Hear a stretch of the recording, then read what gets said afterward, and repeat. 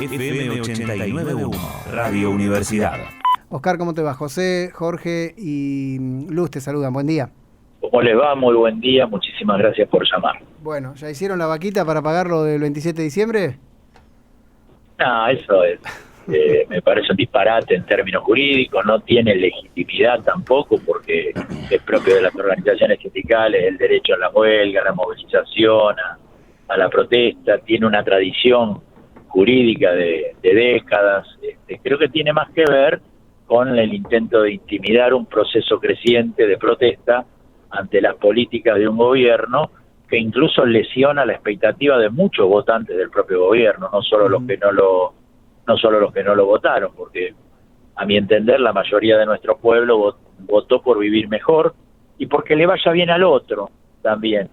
Muchos de los votantes de Milei, no tengas duda que fueron votantes de Alberto Fernández el 27 de octubre del 2019. Sí. Al no ver colmadas sus expectativas de poder mejorar sus condiciones de vida, buscaron por otro lado, en el marco de una crisis y quizás algo de bronca, y bueno, y hay una mayoría circunstancial que está compuesta sin ningún lugar a dudas por los fundamentalistas liberales que quieren vivir a expensas de todos los argentinos y argentinas, por los socios de los saqueadores seriales que encabeza Caput, pero también una parte importantísima por hombres y mujeres de a pie que no pudieron resolver sus problemas cotidianos con el gobierno de Alberto Fernández y que depositaron su esperanza en el gobierno de Milei. Oscar, y las políticas que lleva adelante, permíteme redondear, sí, perdón. Las políticas que lleva adelante no van en el sentido de resolver los problemas que dejó el gobierno anterior, sino de empeorarlos de manera sustancial. Por eso la mayoría circunstancial que tiene se le va a ir horadando, y ellos lo saben, y entonces tratan de meter el temor ante la creciente protesta social, inclusive de sectores que lo votaron. Sí, ahí va, a ese punto todavía. ¿Ya empezás a notar eso? Que hay gente que... Porque yo digo que a este gobierno la va a pasar mal el día que los que lo votaron se den vuelta. Y algunos te dicen, no, los cacerolazos que hubieron son del 44% que no lo votó. ¿Vos empezás a sentir ese aroma a que ya hay mucha gente que está dándose vuelta, por decirlo de alguna manera? Mira, yo te voy a decir la sensación que yo tengo, es bien personal, sí, pero bueno, es una convicción. Yo que más bien se firmó el DNU o una respuesta de lo organizado y un poco más, esto que te decía esa persona que vos comentás, que fue rápida y que se transformó en cacerolazos, que luego fueron creciendo con algunos sectores y personas que no están vinculados a la política, pero que por ahí pusieron expectativa en Milei. Luego le siguió al proyecto de ley ómnibus y al DNU una manifestación en tribunales que desbordó nuestras propias expectativas. Yo no esperaba que hubiera tanta gente ante tanta amenaza de Burrich de que bueno, iban a hacer de todo, iban a exorcizar inclusive.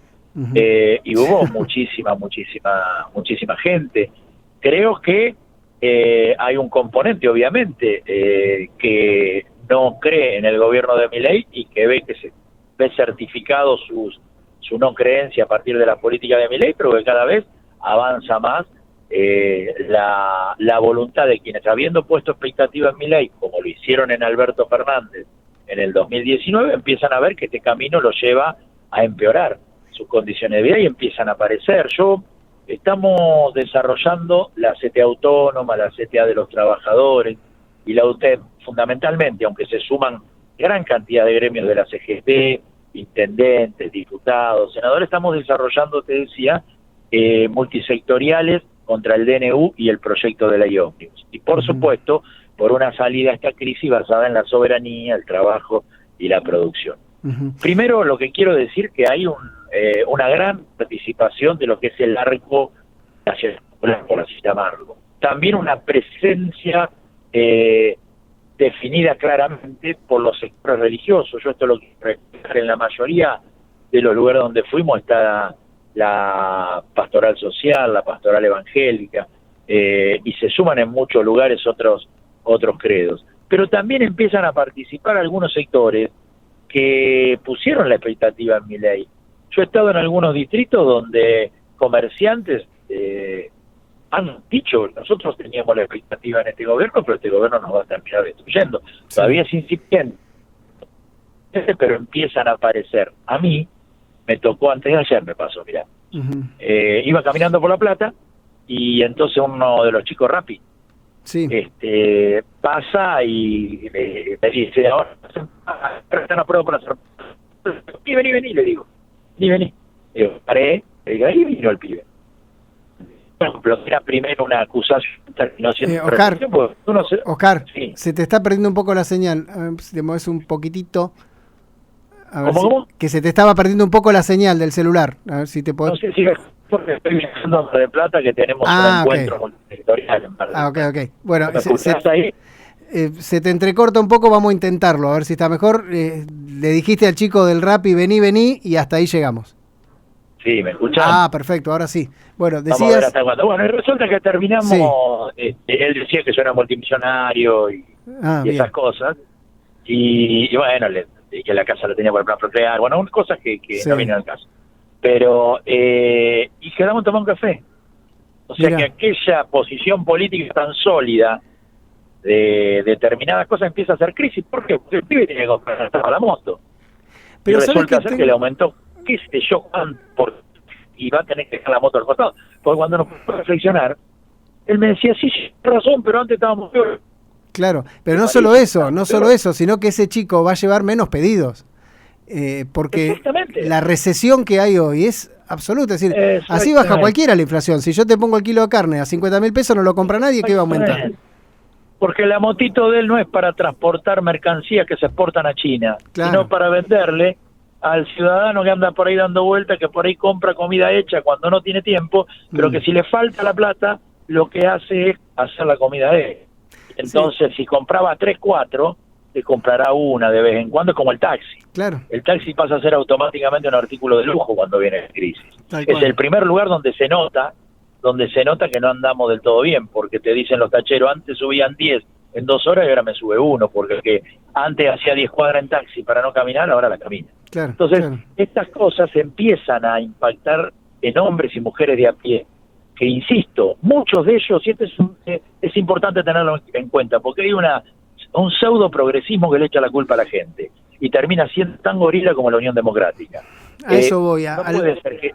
Hay poca autocrítica también, me parece, porque si llegamos a esto es por culpas propias también, eso está claro. Bueno, sí, por responsabilidades. Mira, yo creo que primero nadie se va a ir del escenario político. Una derrota tiene que servirnos para reflexionar y para mejorar, porque no es que nos vamos a ir. Ahora, la única forma de construir una mayoría que no sea fluctuante es revisar algunas cosas. No se puede convocar al pueblo a votar cada 2 años y que eso sea el proceso de participación. Tenemos una mayoría que una tercera parte fluctuante, que va y viene. Nosotros tenemos que construir una nueva mayoría que tenga el mayor nivel de unidad del campo nacional y popular, pero que también vaya a buscar ese tercio que fluctúa de un lado para otro. Pero además, que no sirva para ganar una elección solamente, sino que también tenemos que construir una mayoría que se banque, sortear los obstáculos que te pone el poder económico cuando tenés que gobernar. Para eso tiene que haber decisión política, un horizonte claro y no convocar a la gente a que vote cada 2 años y después no convocarla más. Si el pueblo no participa y no está organizado en función de esa discusión, lo más probable es que a los juegos busque otra cosa, porque no le pudimos resolver el problema cotidiano. Si el peronismo está en la memoria colectiva de la gente, no es porque están los libros. Hay muchos y muy buenos y los invito a leer, pero no es por eso.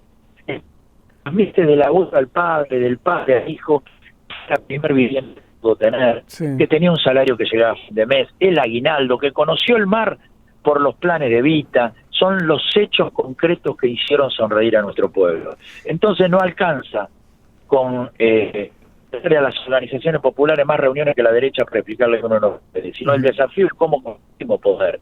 Y entonces, para construir poder hay que recuperar la mayoría, pero esa mayoría tenemos que organizar en función de las discusiones y la disputa que se dan, porque si no después los tipos te terminan desabasteciendo, te manejan con los precios y terminás en el peor escenario, que es el fracaso.